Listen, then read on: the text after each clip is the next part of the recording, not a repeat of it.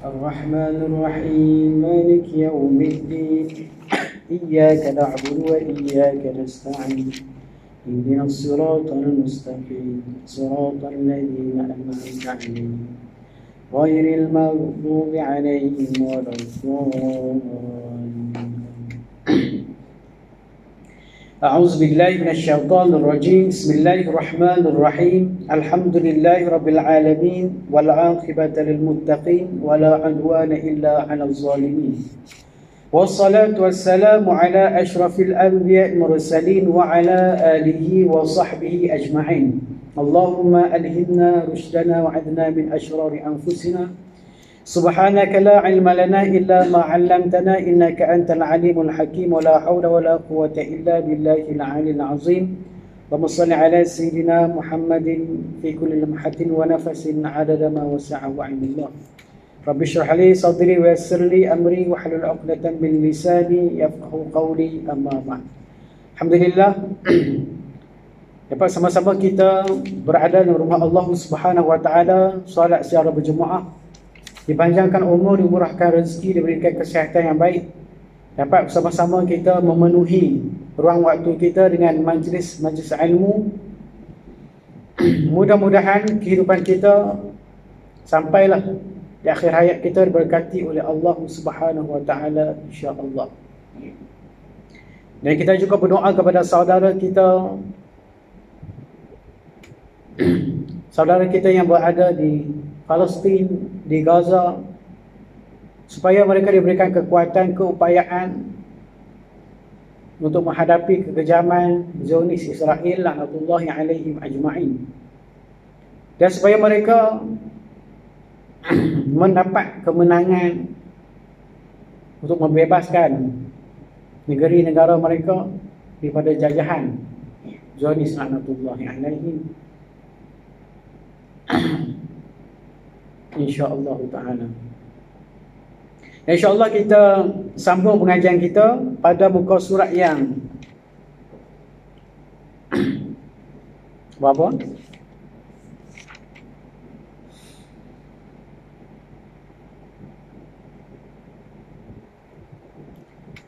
Empat puluh tujuh.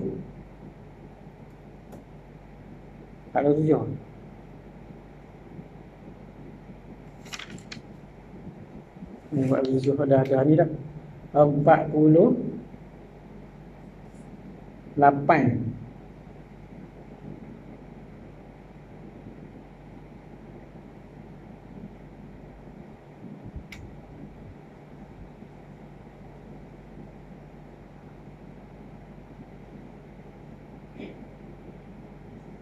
48 ke 49. Kita baca dah.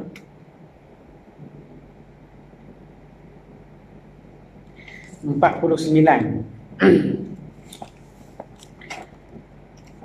Qala Rasulullah sallallahu alaihi wasallam,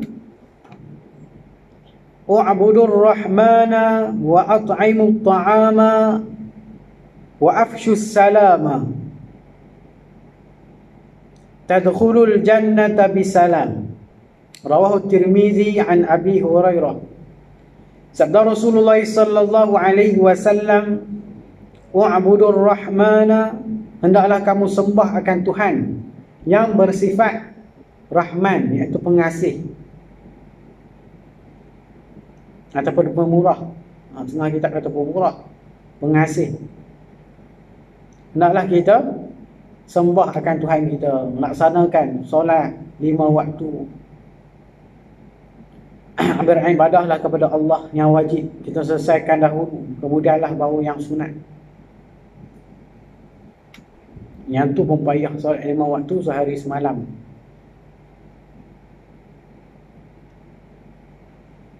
Wa at'imut ta'ama, dan hendaklah kamu mengadakan jamuan ataupun memberi makan.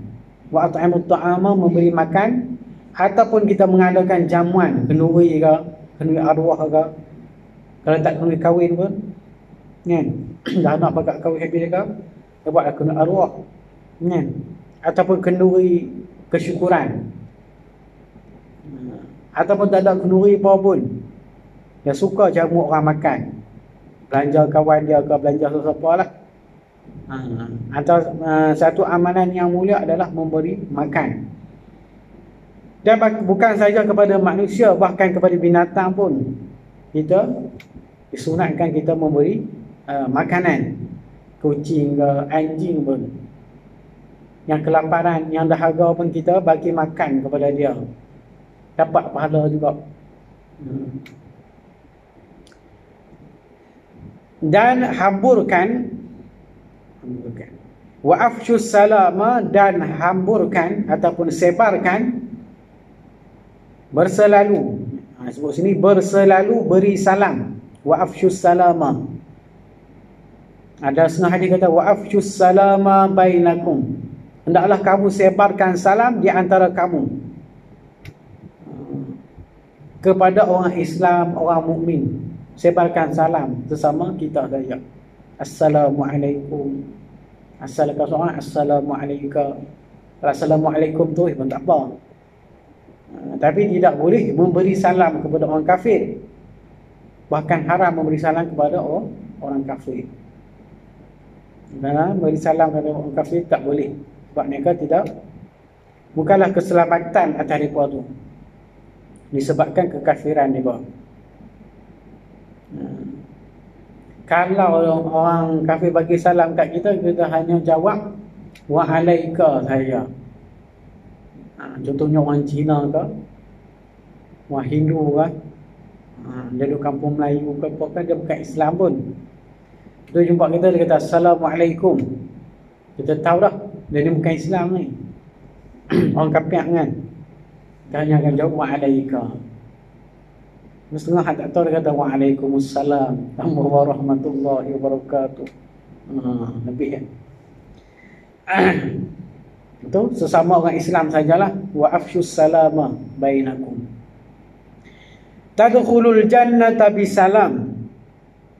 Dan ucapan salam ni jugalah yang paling banyak diucapkan oleh ahli syurga dalam syurga ni. Assalamualaikum. Ucapan salam, salamun qaulan min rabbir rahim. Salamun, iaitu ucapan selamat.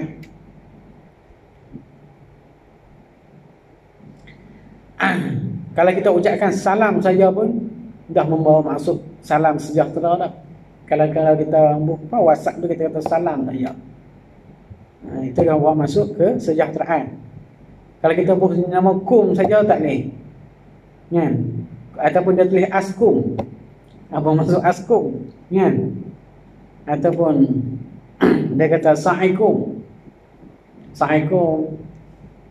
dia tak mencapai maksud. Bahkan kalau kita tak jawab pun tak apa. Sa'ikum, tak buka pintu pun.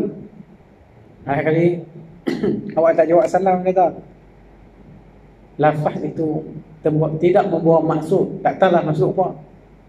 Tapi bukanlah bawa maksud sejahtera. Ataupun kum saja, kum tak membawa maksud juga. Kum tu maksudnya kamu semua. Nak kata apa kan? Macam-macam lah ucapan salam yang kita ni dengar, macam-macam ni. Ucapan tu bagus, tetapi kadang tidak membawa maksud. Kita tak jawab pun tak apa. Selalunya Assalamualaikum. Tapi kalau dalam WhatsApp tu kita sebut salam pun dah cukup lah. Kalau tulis Assalamualaikum tu panjang sangat, jangan kita tulis askum saja, ataupun sa'ikum atau kum pun tak apa maksud. Dan tadkhulul jannata bisalam, yang demikian itu dapatlah kamu masuk syurga dengan salam, iaitu kesejahteraan. Pula dapat masuk syurga dengan salam, iaitu ibadahlah kepada Allah yang Maha Pemurah Pengasih, selalulah memberi makan kepada manusia, bahkan binatang pun, segala makhluk Allah ni lah. Pokok kayu pun dekat rumah dia pun nampak kering ni, pasal apa? Pokok apa? Pokok bunga tu tak siram lama lah sampai kering, kan? Baja pun dia tak buruk, pada seorangnya dia siram air tu, dia boleh hidup. Nah, itu pun dah kita seolah memberi makan lah. Dan kita sebarkan salam sesama kita orang Islam, orang beriman, dan kita boleh masuk syurga dengan salam juga, dengan keselamatan. Kemudian hadis seterusnya, qala Rasulullah sallallahu alaihi wasallam, i'tadilu fis sujudi wa la yabsutu ahadukum zira'aihi inbisatal kalbi, rawahul Bukhari.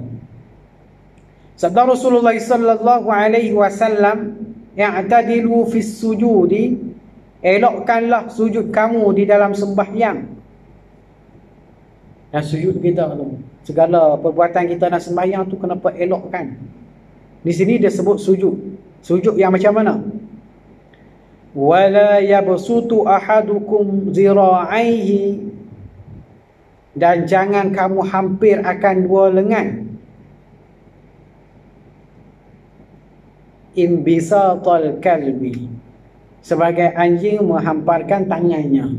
Iaitu ketika sembahyang jangan kita nak angkat tangan ni. Bagi orang lelaki dia kena buka ketiak dia, bagi orang perempuan dia kena kepit ketiak dia. Tapi jangan letak tangan ni dia, letak macam tu. Macam anjing yang menghamparkan tangan dia, macam anjing tu tak boleh. Kena angkatkan tangan dia. Melainkan sebab tertentulah dia dah cacat dah tangan dia tu. Tangan dia memang dah tak boleh angkat dah. Tak apalah, tapi kalau sahaja dia buat macam tu tidak boleh, kerana menyerupai anjing. Sebagai anjing yang menghamparkan tangannya. Dia ada hadis ni, hadis riwayat Bukhari lagi. Maksudnya memang tidak boleh lah. Kita hamparkan tangan, letak tangan, malah nak angkat je tu. Seolah-olah macam anjing yang menghamparkan tangannya. Kemudian qala Rasulullah sallallahu alaihi wasallam, a'da aduwika zawjatuka allati tudaji'uka wa ma malakat yaminuk, rawahu Dailami an Abi Malik al-Ash'ari. Sabda Rasulullah sallallahu alaihi wasallam, a'da aduwika, sebesar-besar seteru engkau, sebesar-besar musuh engkau. Siapa dia? Ialah zaujatuka allati tudaji'uka, ialah isteri engkau yang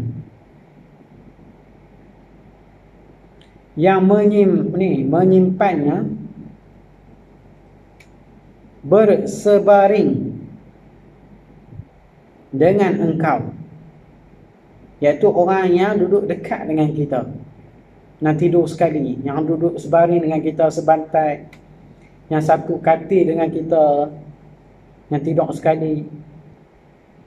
Itulah sebesar-besar seteru kita. Kalau jadi seteru kita lah, kalau jadi musuh kita, dialah yang paling besar sekali. Kalau lah bini kita tu dia tali baruk lah kepada kita, jadi musuh dalam selimut, itu sangat teruk. Benda ni pernah berlaku kepada Nabi sendiri pun. Berlaku kepada Nabi Lut alaihi salam. Bini dia lah yang beritahu kepada orang kampung tu bahawa ada dua orang pemuda yang tampan ada di rumah Nabi Lut. Bini dia beritahu orang kampung tu, yang kaum tu lah, Nabi Lut tu. Dia lah beritahu rahsia itu. Bukan orang asing, bukan orang luar, bukan kawan dia. Bini dia duduk dalam rumah ada sekali yang tengok. Ada seorang lagi Nabi tak ingat lah, dia pun ada juga yang menjadi api dalam sekam, menjadi gunting dalam lipatan, itu cukup bahaya. Terus setengah tu kita nak tengok bini ke laki ke, kena pilih kan. Bukan kita boleh asal tengok macam tu, nampak elok lah, nampak luaran dia elok kan, rupa parah dia, bentuk badan dia elok lah, boleh lah buat bini macam tu kan. Nanti dapat anak pun elok-elok semua. Nanti dapat apa, anak yang comel-comel, segak semua. Tapi dia tak tahu, di sebaliknya itu Tak salah benda tu, tapi kena cek lah perangai dia macam mana. Payah juga nak tahu apa habis ni kan. Sebab setengah orang dia tak cerita mana nak cerita benda hak tak elok kan. Mesti dapat cerita semua hak elok. Lepas setengah tu cerita lah, dia ni ada kurang ni sikit, dia ada sakit ni, terima lah. Tengah tu dia kata tak ada cacat celah apa elok dari sini. Itu yang masalah tu. Kadang-kadang dia boleh jadi seteru pada kita, wal-a'yadzubillah lah. Tapi ada lah macam ni, tak boleh nak elakkan benda ni. Rahsia-rahsia kita. Tengah tu sampai kita tak boleh bagi tahu kat isteri kita rahsia-rahsia ni. Rahsia kerajaan ke, rahsia peribadi ke. Kadang kena sokok tak boleh bagi tahu semua, bahaya. Kadang dia lah yang menjatuhkan, boleh menjatuhkan soal lelaki itu. Suami bersama lah. Sebab orang yang duduk dengan kita itulah yang tahu segalanya, luar dan dalam kita. Yang sebersebaring dengan engkau, begitu juga hamba sahaya engkau. Hamba sahaya ni pun dulu ada lah, sekarang tak ada hamba sahaya. Orang gaji lah ni, dapat gaji. Hamba sahaya tak ada gaji, hanya dapat pakaian, makanan dan tempat tinggal saja. Gaji tak ada. Memang khidmat sungguh kalau itulah hamba sahaya. Kebaikannya jadi tawanan perang, dibeli hamba sahaya tu.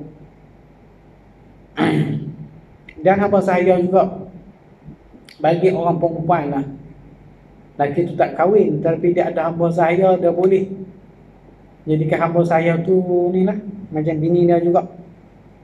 Dia boleh tidur sekali hamba sahaya tu. Lepas tu kalau dapat anak dengan hamba sahaya tu pun boleh, sebab itu hamba sahaya. Boleh buat hubungan dengan dia. Dia boleh tahu segalanya lah kita, luar dan dalam kita.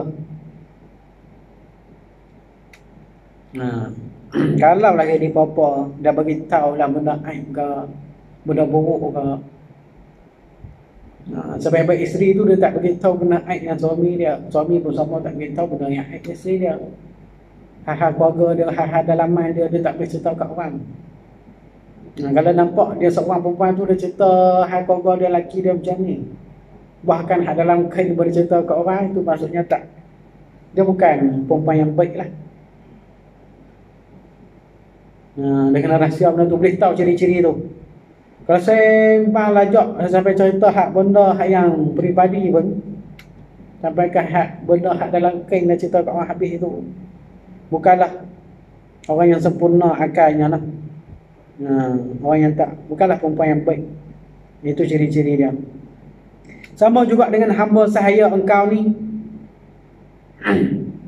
Dia boleh tahu lah ni tak ada lah dulu lah. Kena jaga-jaga, kena tengok juga hamba saya ni. Kalau boleh hamba saya ni kena duduk asing lah. Mereka kalau tak ada bini ni macam mana kan? Kalau boleh nak berhubungan kat macam tu lah hamba saya ni.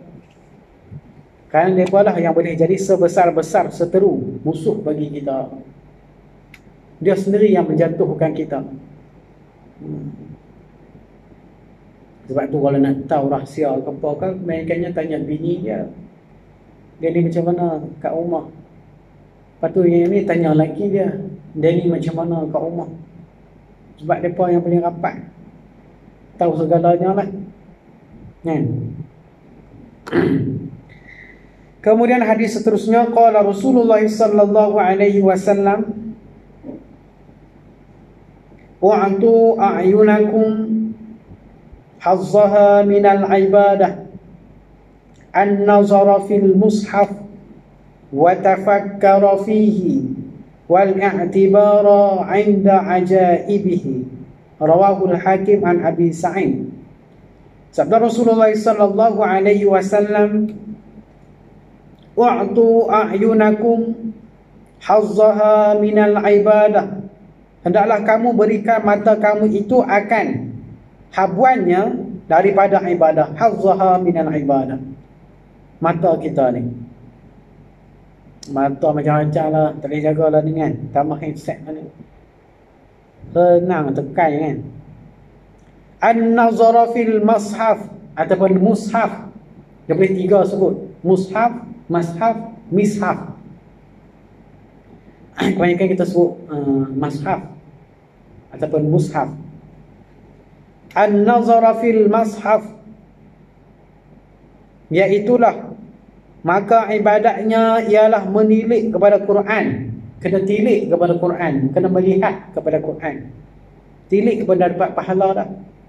Bukan tilik ahli nujum tu. Ni tilik melihat ha. Melihat kepada Quran, latihan dah. Dia tak apa pandai baca lah, dia buka kan. Ni Quran elok-elok banyak ni, pandai baca Quran ke? Kita dak dah simpan, tak apa nak pandai lagi. Banyak lama dah belajar ni, tak apa nak cekat lagi. Kan, benak sikit dia kata. Lepas tu dia kata, hari-hari tu kan, dia ingat surah pendek je lah. Dia buka Quran ni, dia tengok dia. Lepas tu dia tengok terjemah tu. Tak bunyi apa. Maksudnya dia tak apa pandai lah baca tu. Lepas tu pun dah dapat pahala dah, dia tengok saja. Daripada kita tengok handset tu kan, handset buat Al-Quran lah. Tapi seloknya ambil Quran yang betul tu lah. Dia tengok macam tu, dapat pahala. Lepas tu dia tengok terjemahan dia. Itu pun dah dapat pahala lah. Kita baca lebih lagi lah. Lepas tu baca pun kita kena baca dengan betul, dengan hukum tajwidnya, panjang pendek matnya apa semua.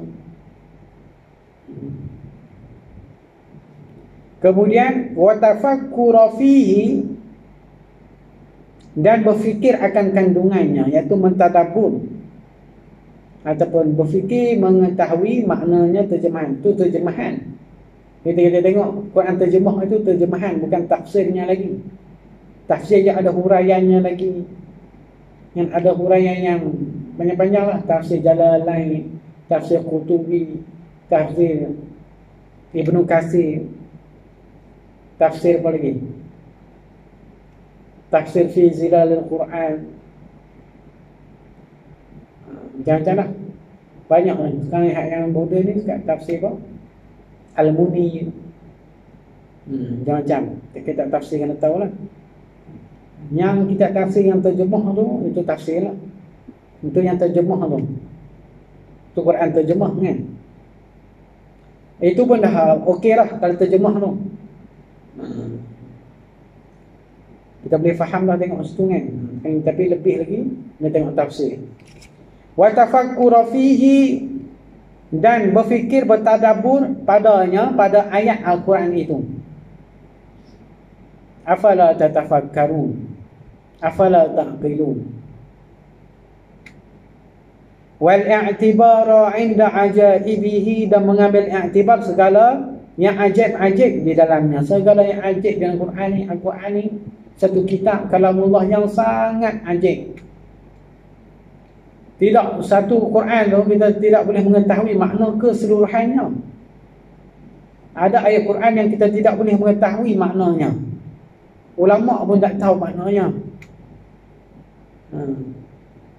Contohnya Alif Lam Mim, apa maknanya? Tak tahu maknanya. Wallahu a'lamu bimuradihi. Allah lah yang lebih mengetahui maknanya, maksudnya. Kaf, ha, ya, ain, sad. Kita tak tahu apa maksud dia. Bukan bahasa Arab, tapi huruf tu bahasa Arab, maksud dia tak tahu. Macam lagi Hamim, semua tu tak tahu. Allah saja yang mengetahui maknanya. Itu dah beza. Segala yang ajaib-ajaib, fihi shifa'un linnas, boleh menjadi penawar bagi manusia. Kita baca Al-Fatihah berapa kali pun tak jadi penawar pun. Ada cara bacaannya. Baca ayat kursi boleh menjadi penawar. Ayat Al-Fatihah saja pun boleh jadi penawar, dengan kena caranya. Itulah segala yang iktibar, yang ajaib-ajaib yang ada di dalam Al-Quran. Maksudnya kata musannif, disuruh kita meneropong ataupun merenung dengan nikmat yang tidak ternilai harganya kepada pedoman Islam, kepada pedoman Islam, panduan Islam yang mana tidak berkuasa seisi alam ini menghargaikannya. Segala nikmat yang Allah beri, ini antaranya adalah Al-Quran. Kalaulah kita amal Al-Quran saja, Al-Quran boleh menjadi penyelamat kita dalam kubur, jadi teman kita. Dalam dunia ni kita nak ada teman kan, jaranglah kita nak ada seorang. Kebanyakan tanya manusia kata nak kahwin tak, dia kata semuanya lah manusia yang normal, dia kata akan nak kahwin, lelaki ke perempuan ke kan. Tapi kadang jodoh tak sampai, jangan calah. Tapi niat hasrat tu memang nak kahwin kan. Kalau tak ada niat kahwin tu tak tahulah, jarang lah kan. Dia mesti nak ada teman dia semua. Dalam kubur pun kita nak ada teman, dia memang duduk seorang. Yang laki bini pun, laki mati ke bini takkan masuk dalam kubur lah kan. Matilah, kumpul lah duduk dalam tu. Bini pun sama, laki takkan masuk dalam tu. Mampu lah. Apa nak jadi bertanggung lah kan. Yang akan jadi teman kita, amalan kita, Al-Quran dan sebagainya lah, zikir lah. Antaranya taklah Al-Quran. Kemudian qala Rasulullah sallallahu alaihi wasallam, wa'titu khamsan lam yu'tahunna ahadun minal anbiya qabli nusirtu birru'bi masirata syahrin wa a'titu mafatihal ardi wa ju'ilat liyal ardu masjidan wa tahura wa ju'ilat ummati khairal umam wa a'tiyatu syafa'ah wa kana an-nabiyyu yub'atsu ila qaumihi khassah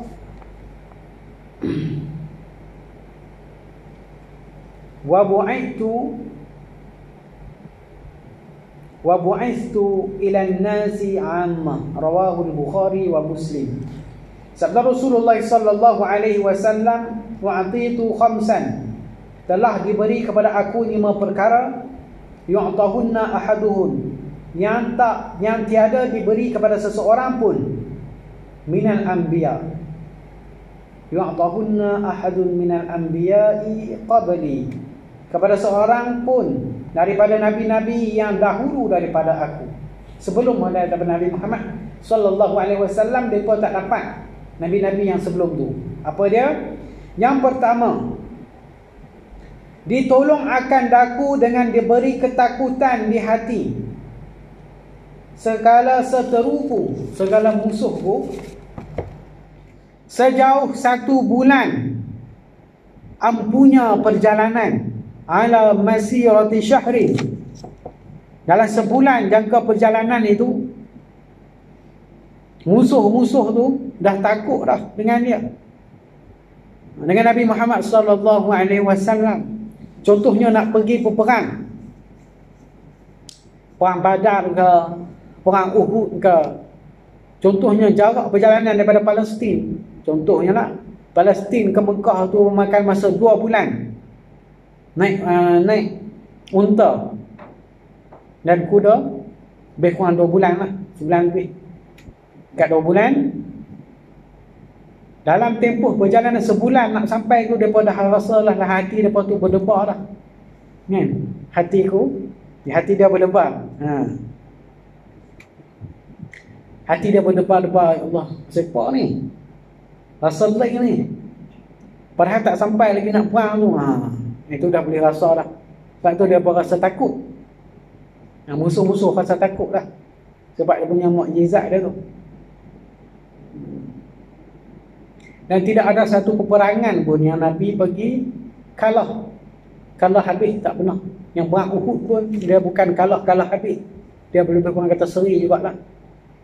Lah kali kaum kafir tu berundur, kalau kalah habis tu habis hilangan Nabi Muhammad ni Sebab Allah dah letakkan perasaan takut ni dalam hati mereka, hati musuh nak pergi perang tu. Walaupun ada senjata macam-macam canggih, lebih kelengkapan yang lebih lengkap daripada tentera Islam, mereka rasa takut. Ketaklah. Macam Israel dengan ni lah, Al-Qassam kan, tentera Al-Qassam tu. Israel ni sebenarnya bukan berani sangat. Dalam sejarah lah, ada mereka buat kajian. Orang Israel, orang Yahudi ni ada darah penakut. Sebab tu mereka bom civilian kan, killing civilian, mereka muduh orang awam kan. Bom sana, bom hospital tak boleh, itu salah dari jenayah antarabangsa. Kena berlawan antara tentera sahaja. Mereka serang bunuh hospital pun mereka bom. Itu salah yang terlalu besar, tidak boleh dimaafkan lah. Contohnya mereka tak ada penakut sebab moyang mereka dulu masa dengan Nabi Musa ajak mereka berperang nak lawan, nak tawan Palestin tu. Masa tu orang lain duduk. Lepas tu nenek moyang mereka katakan Nabi Musa sendiri, pergilah kamu seorang berperang kan, kamu kan Nabi. Dia suruh Nabi Musa perang seorang aja. Dia pun nak duduk relax, tak berperang lah, kena free je tanah Palestin tu. Lepas tu seorang Nabi Musa rasa terhina lah, dia marah lah, kata biarlah sampailah ni mereka tak ada tanah negara pun. Sebab sikap mereka ni, nenek moyang mereka takut nak berperang. Mereka kata orang Palestin masa tu gagah-gagah perkasa, mereka takut mati. Ada setengah ustaz tu yang pergi, dia kata kalau nak pandang mata dia pun mereka tak tengok mata kita ni tenung. Kalau pandang betul mata mereka mesti tunduk kan. Maksudnya mereka tak berani nak ni. Lepas tu lagi satu, kalau dibaling batu kepada Israel tu, Yahudi tu, mereka kata macam sial lah, kena batu di badan mereka. Kalau orang Palestin baling batu pun, mereka biasakan tembak. Nak baling batu tak boleh, percaya benda tu pula. Lepas tu mereka percaya kepada macam yang apa, semangat tu macam jin-jin, benda khurafat tu pun mereka percaya. Mereka lagi kuat dia punya ni, mistik tu. Mereka bukan berani sangat. Yang berani pun sebab Amerika backupnya. Amerika keseluruhan kata Amerika tu, pemerintahan mereka adalah orang-orang Yahudi. Orang Yahudi yang tolong mereka, bagi dana, fund. Sebab itulah kekuatan Amerika di atas orang Yahudi tu. Bank-bank dunia semua dia berkuasai. Bahkan duit ringgit kita pun, yang duit kertas tu asalnya orang Yahudi yang buat. Sebelum ada duit kertas lagi pun. Allah bagi perasaan takut kepada musuh ini sejauh sebulan sebelum nak sampai lagi. Sebelum nak sampai nak perang yang betul itu pun dah mereka rasa takut lah. Itu mukjizat Nabi. Yang kedua, diberi akan daku anak kunci bumi. Wa u'titu mafatihal ard, dan diberikan daku anak kunci bumi. Macam mana ni anak kunci bumi ni? Dengan ada Nabi Muhammad sallallahu alaihi wasallam, Rom dan Parsi runtuh. Kerajaan yang sangat besar pada zaman itu Rom dan Parsi lah. Rom dan Parsi berperang dengan umat Islam yang masa tu taklah berapa ramai nak dibandingkan dengan orang Rom dan Parsi. Tapi mereka boleh menang lawan. Pernah peperangan 200,000 peperangan Mu'tah, 200,000 orang Rom, tentera Rom dengan lawan dengan 3,000 sahaja orang tentera Islam. Perbandingannya sejauh berkali-kali ganda lah. Diketahui oleh Khalifah Khalid Al-Walid. Dia guna strategi dia, macam-macam taktik perang, pandai lah. Ahli strategi perang Khalid Al-Walid ni. Dia boleh menang juga 3,000 lawan 200,000. Bayangkan kalau ramai macam mana. Lepas tu lawan dengan Parsi. Khalid Al-Walid juga. Khalid Al-Walid kan seorang lagi, Abu Ubaidah ke. Abu Ubaidah pun Khalid Al-Walid ada juga.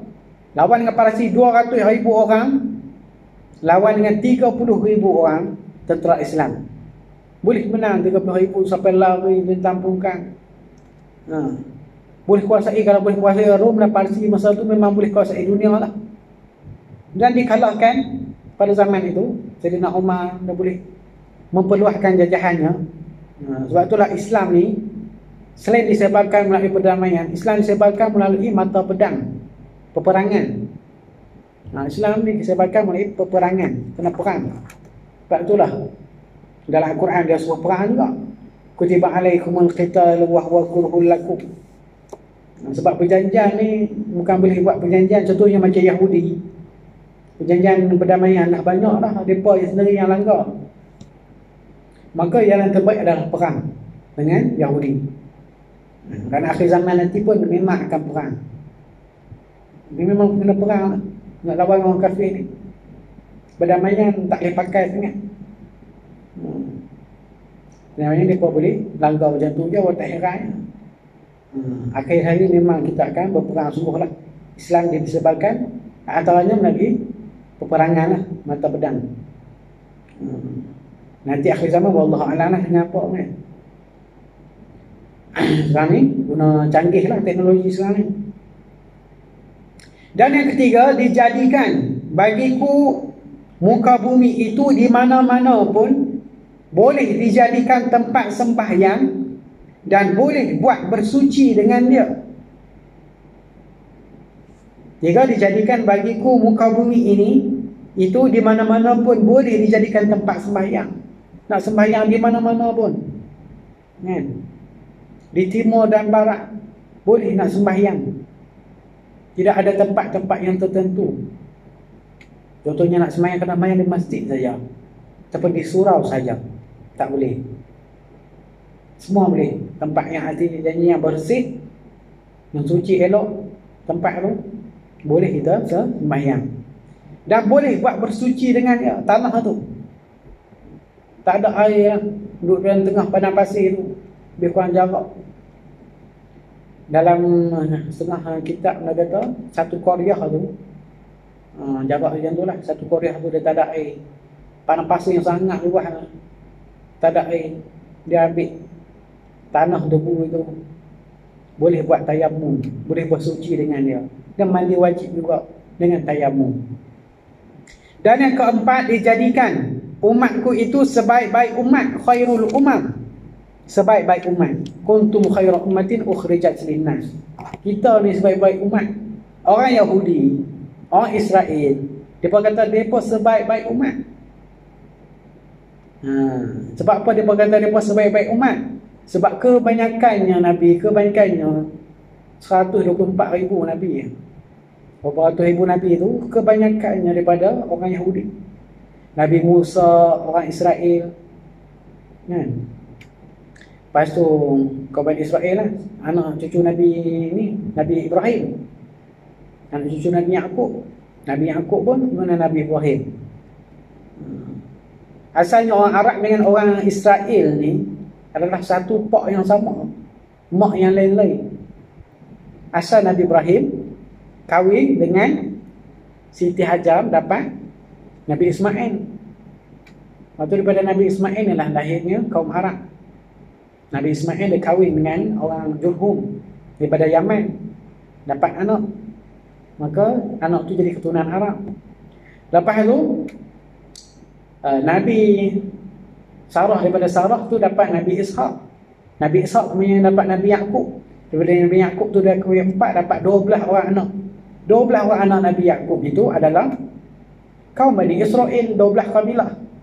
Asal pak yang sama, mak yang lain-lain. Sama lah, benih yang sama. Lepas tu kulit pun sama, kan? Orang Arab dengan orang Yahudi tu, orang Israel. Mereka nak lawan semua mereka lah. Asal kaum yang sama. Tapi mereka kata mereka sebab baik umat.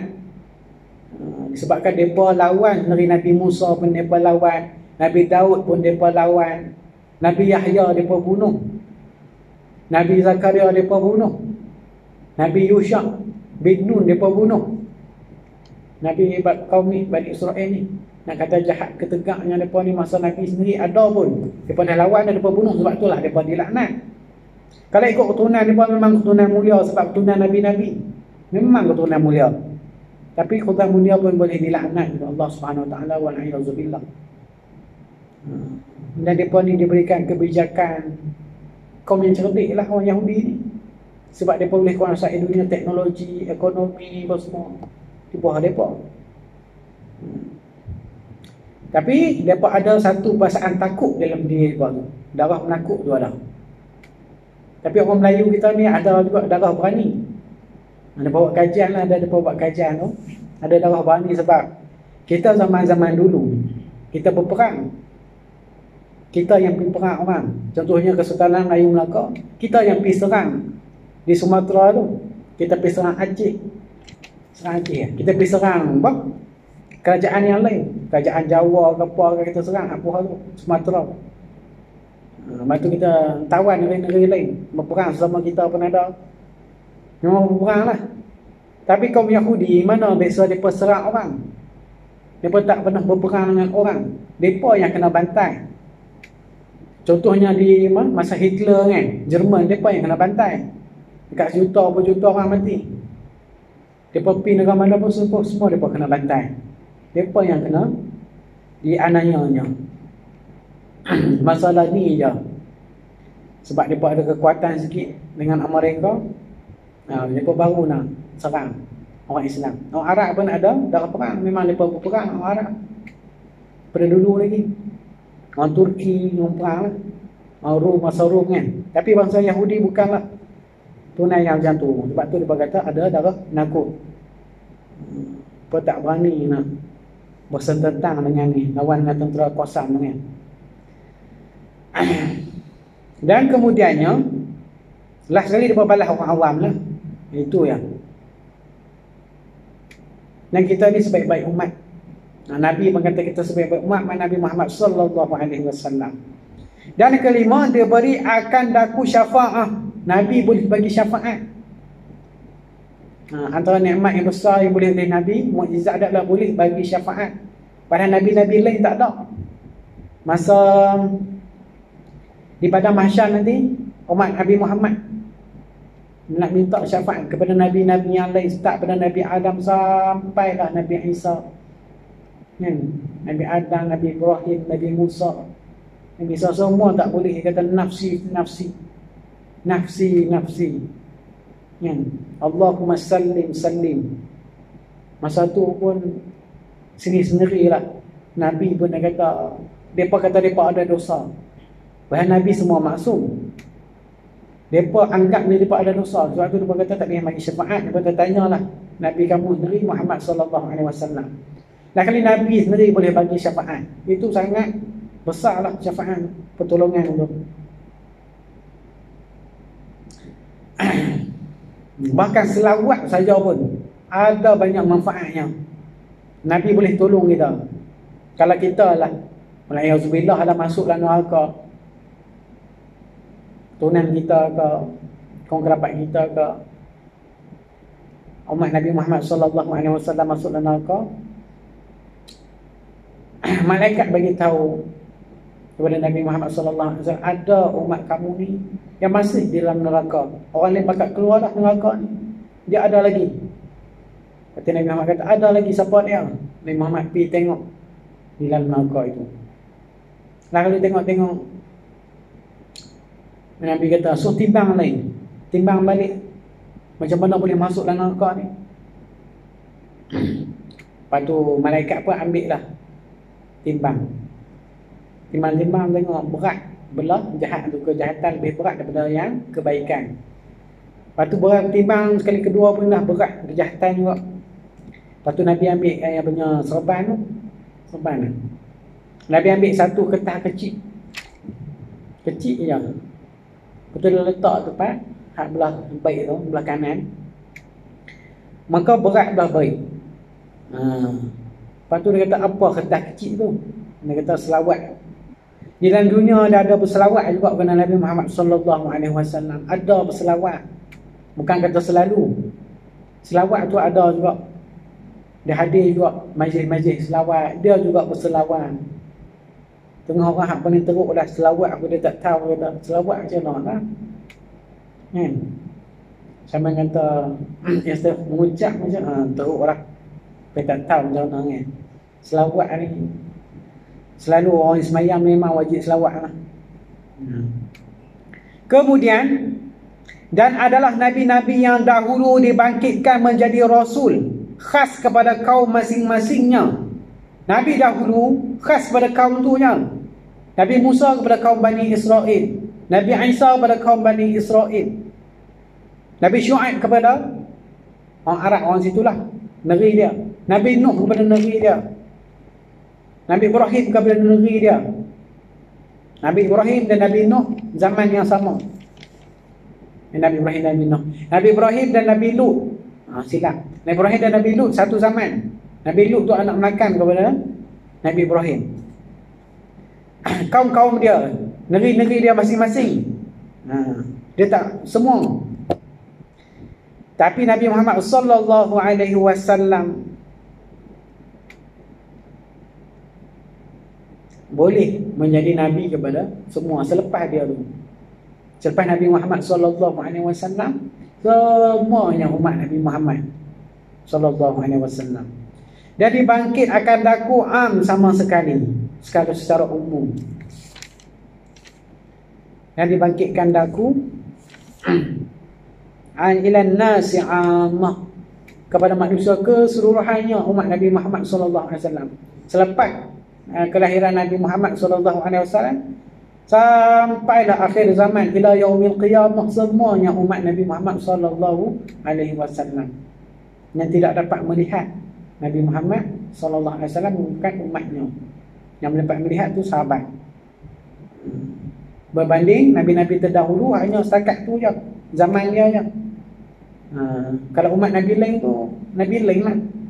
Tapi Nabi Muhammad sallallahu alaihi wasallam dah. Bila nasi ammah, selepas Nabi Muhammad sallallahu alaihi wasallam itu nanti ni Rasul tu semuanya umat Nabi sallallahu alaihi wasallam ila yaumil qiyamah. Wallahu subhanahu wa ta'ala a'lam. Wala ilma lana wala hawla. A'udzu billahi minasyaitonir rajim. Bismillahirrahmanirrahim. Alhamdulillahi rabbil alamin wassalatu wassalamu ala asyrafil anbiya'i mursalin wa ala alihi washabbihi ajma'in. Allahumma fa'alna muslimin ya arhamar rahimin. Rabbana atina fid dunya hasanah wa fil akhirati hasanah wa qina adzabannar. Sallallahu alaihi wasallam. Alhamdulillah.